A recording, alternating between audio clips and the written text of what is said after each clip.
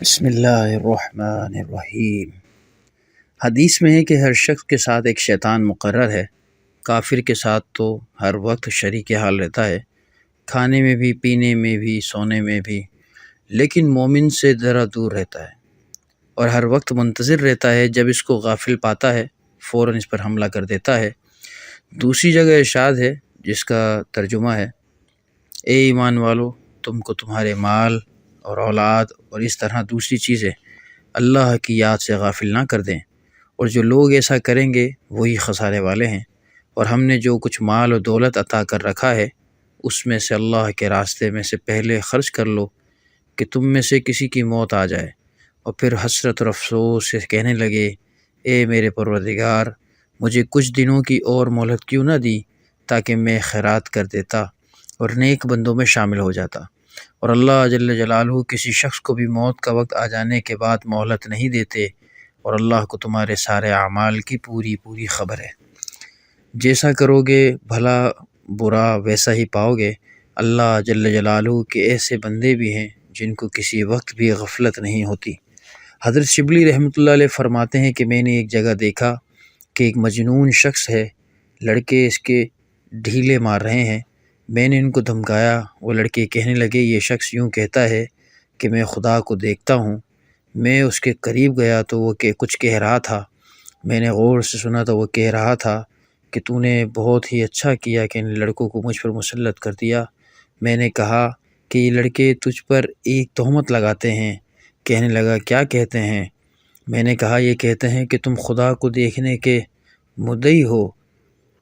یہ سن کر اس نے ایک چیخ ماری اور کہا، شبلی، اس ذات کی قسم جس نے اپنی اس محبت میں مجھ کو شکستہ حال بنا رکھا ہے اور اپنے قرب میں مجھ کو بھٹکا رکھا ہے، اگر تھوڑی دیر بھی وہ مجھ سے غافل ہو جائے، غائب ہو جائے، یعنی حضوری حاصل نہ رہے، تو میں درد فراق سے ٹکڑے ٹکڑے ہو جاؤں۔